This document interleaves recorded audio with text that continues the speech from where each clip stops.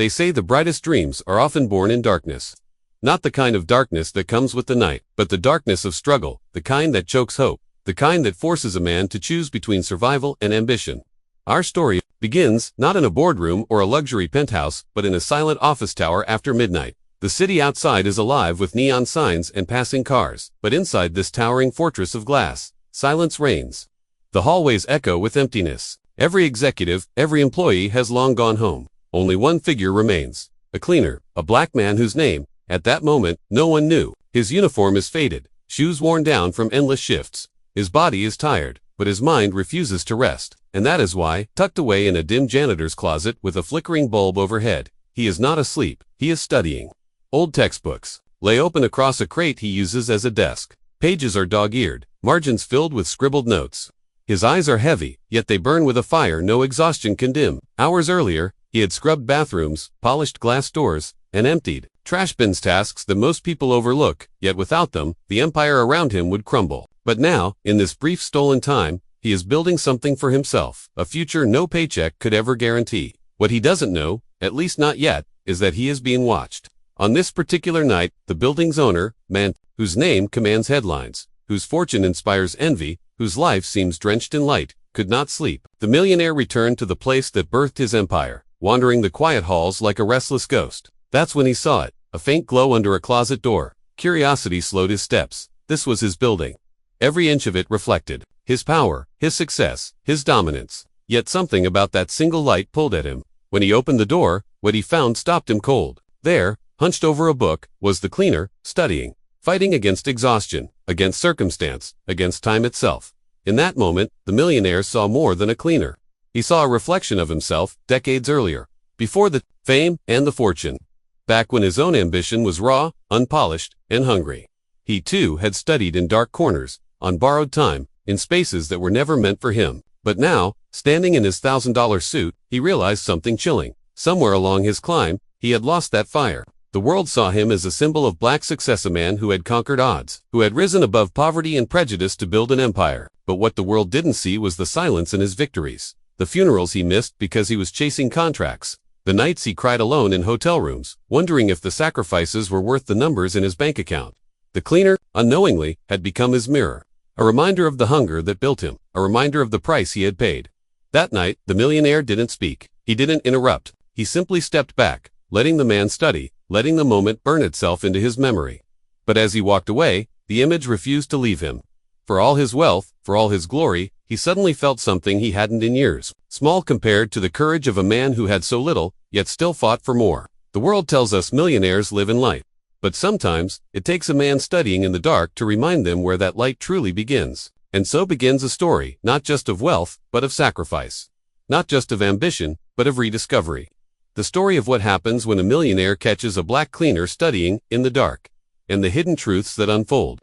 The millionaire returned home that night to a world most people only dream about. His penthouse glittered with glass walls that revealed the entire city skyline. Chandeliers spilled golden light across imported marble floors. A grand piano sat silent in the corner, polished to perfection but untouched for years. Designer suits lined his closets, each worth more than the yearly salary of the workers who scrubbed his floors. It was the picture of success. But behind the glossy image lived something hollow. He sat at his long dining table, a feast laid out before him: lobster, fine wine, delicacies flown in from across the globe. Yet he ate none of it. The silence around him echoed louder than applause ever had. He scrolled through his phone, past messages he didn't answer, past family photos he hadn't taken, past memories he hadn't made. Because the truth was this: success had come at a price no one ever talked about. He had traded birthdays for board meetings, holidays for hustles, sleep for strategy. He had built an empire brick by brick, but each brick had cost him a piece of himself. And now, as he thought of the cleaner studying in the dark, daring to dream, while still covered in the day's sweat, he felt something unexpected: shame. For years, the millionaire believed he was still the same man who had clawed his way out of poverty, who had once studied in libraries until the security guards threw him out. But the truth was different. His hunger had dulled. His fire had cooled. He had wealth, but the hunger that built it was gone.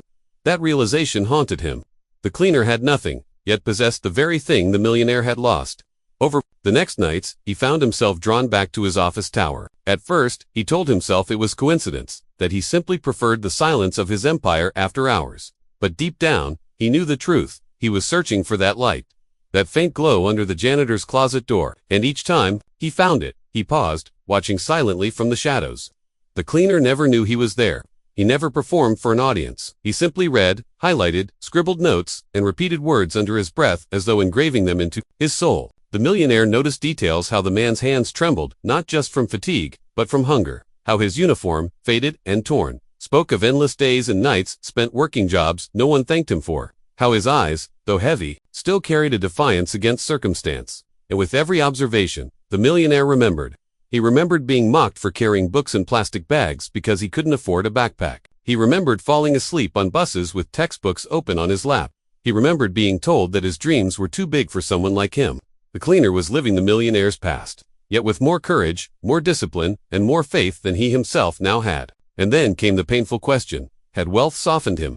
He had fought tooth and nail to prove the world wrong, to break the chains of poverty, to rise as a symbol of success.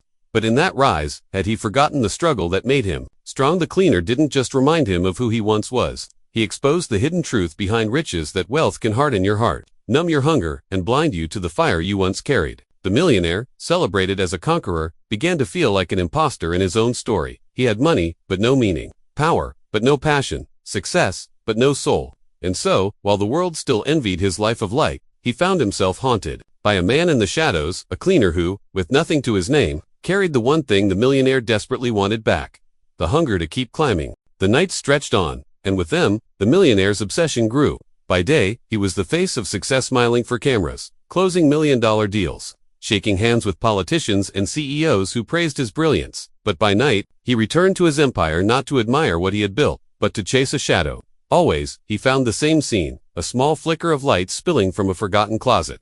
A man hunched over battered books, whispering formulas, memorizing passages, fighting the exhaustion that threatened to crush him. The cleaner's persistence forced open doors the millionaire had long tried to keep shut. Memories returned, memories he had buried beneath layers of luxury. He saw himself again, a boy with shoes so worn the soles flapped open like mouths, begging for food. He saw nights of hunger, where dinner was nothing more than bread dipped in water. He saw his mother crying quietly at the kitchen table after working double shifts, and his father, broken by a system that never gave him a fair chance. Most vividly, he remembered studying under the street lamp outside his old apartment building when the electricity was cut off. He remembered the stares of neighbors, the laughter of boys who told him he was wasting his time, and the deep, unshakable voice in his own mind that whispered, "Keep going." He had kept going, and the world celebrated him for it.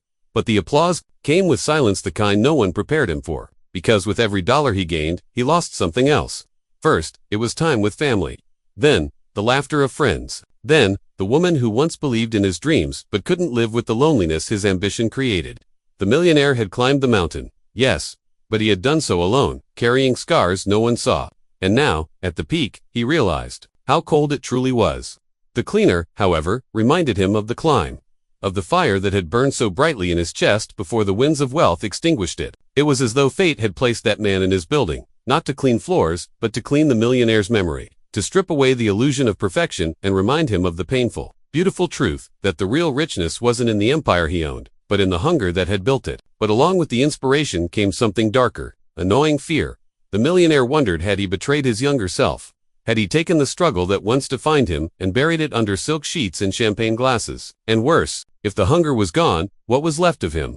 That fear gripped him tighter with every night. He envied the cleaner, not for his circumstances, but for his fire. He began to realize that money, in its cruel irony, often stole the very passion that created it. The cleaner had nothing, yet in the darkness, he carried something priceless. The millionaire had everything, yet in the light, he had almost lost it all. And as he stood in the shadows of his own building, watching silently, he began to understand. This was no accident. The cleaner wasn't just a worker in his empire. He was a message, a test, a reminder from life itself that even millionaires must sometimes return to the dark to remember why they first chased the light.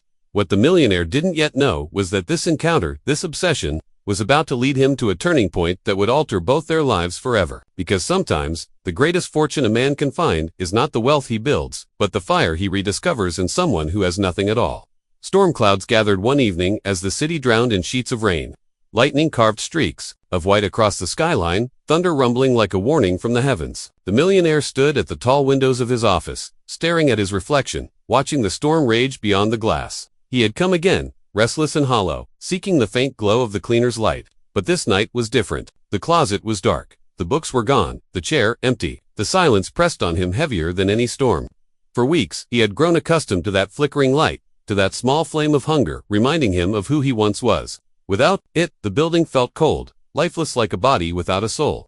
Panic he couldn't explain began to rise. He searched the hallways, checked every floor, even walked through the parking garage, but the cleaner was nowhere to be found. The following nights were the same. The closet remained empty. The absence became unbearable. It was as if fate had ripped away a mirror he wasn't finished looking into, and then, one afternoon, an envelope appeared, slipped under his office door, plain and unmarked. Inside was a handwritten note on lined paper, the words crooked, but heavy with meaning. I won't be coming back. I've been accepted into a night program at the university. The hours will be harder, but I must keep going. Thank you for allowing me the space to study in silence. One day, I'll stand where you stand, not to replace you, but to prove it's possible. The millionaire sat in his chair, the note trembling in his hands. For years, his empire had been measured in dollars, contracts, headlines. But now, this single sheet of paper felt heavier than all of it. He leaned back and closed his eyes, and for the first time in decades, tears escaped him. Not tears of regret nor sorrow, but of something pure relief. The cleaner had left behind more than an empty closet. He had left behind a challenge, a reminder, a fire. The millionaire realized that wealth had tricked him into thinking his journey was over, that the climb had ended. But the truth was, the climb never ends. Success is not a destination, it is a constant hunger, a flame that must be fed with purpose. That night, the millionaire vowed something silently to himself. He would not let the flame die again. He began rising earlier, reading not for profit, but for growth. He revisited old journals from his youth, remembering the dreams that had once fueled him before money replaced meaning. He reached out to estranged family, swallowed his pride, and reconnected. He donated not for the headlines, but for the quiet satisfaction of giving without recognition. The cleaner's absence had carved a hole in his nights. But in that hole, the millionaire discovered space to rebuild himself, not as the world's image of success, but as the man he once promised himself he'd become. He understood, at last, that true wealth was not in the empire he controlled, but in the fire he carried. And though he had no way of knowing where the cleaner's journey would lead, he prayed silently that the young man would succeed. Not because the world needed another millionaire, but because the world needed more men who refused to let their hunger die. The storm passed, the city dried, and the closet remained dark. But within the millionaire, the light had returned. Months passed. Seasons shifted. The world outside remained as loud and demanding as ever. But within the millionaire, something had changed. The man who once chased numbers now chased meaning. The man who once drowned in silence now filled his nights with purpose. And though no one else could see it, he knew the truth. The cleaner's fire had rekindled his own. The change became visible one evening at a charity gala. The ballroom glistened with chandeliers, tables draped in white linen, champagne bubbling in crystal flutes. Cameras flashed, reporters hovered, and whispers carried through the air as the millionaire approached the stage. Everyone expected the usual speech, boasting about deals closed, wealth multiplied, empires expanded. But when he took the microphone, his voice trembled, not from fear, but from truth. He looked out over the sea of faces, politicians, executives, celebrities, and he spoke not of profit, but of sacrifice. He told them that success is not born in boardrooms but in dark corners, in janitors' closets, under street lamps, in the silence of sacrifice that no one applauds. He confessed that wealth, if not guarded, can strip a man of the very hunger that once defined him. He reminded them that dreams are fragile, yet unstoppable when fueled by persistence. The room, accustomed to shallow praise, fell silent. For once, the truth had cut through the glitter. He never spoke the cleaner's name. He never revealed the details of those nights he had stood watching from the shadows. But in his heart, he knew the man's story was now stitched forever into his own. That evening, he pledged millions to fund scholarships for workers studying after shifts, for dreamers climbing out of darkness, for people who carried fire with no one there to see it, not as charity, but as recognition that greatness is born, not from privilege, but from persistence.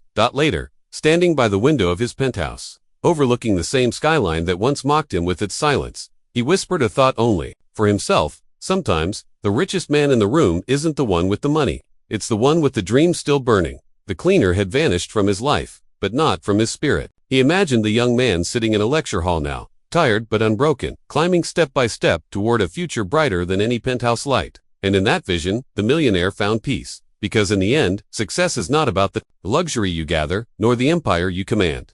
It's about the hunger you refuse to lose, the fire you pass on, the lives you touch without ever expecting applause. The millionaire thought he had everything. But it wasn't until he caught a black cleaner studying in the dark that he realized what he was missing. Not another fortune, not another deal, but the reminder that the climb never ends, that the fire must never die, and that sometimes the smallest light in the darkest room can awaken a flame powerful enough to change the world.